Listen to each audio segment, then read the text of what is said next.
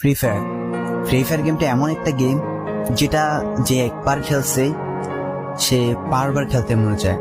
প্রথম প্রথম পারবে না, কিন্তু চেষ্টা করতে করতে যখন পেরে যায় তখন আর ছাড়ে না। আর এই গেমটা যারা একবার খেলছে, যার মনে একবার জায়গা করে নিয়েছে, সে কখনোই গেমটা বলতে পারবে না।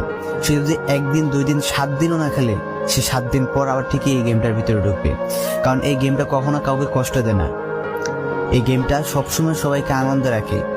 এই গেমটাতে আমি অনেক সময় কাটাইছি, আর এটা আমি কখনো ভুলতে পারবো না। এই গেমটা আমার কাছে এমন একটা গেম যেটা কিনা আমি বলে বোঝাতে পারবো না।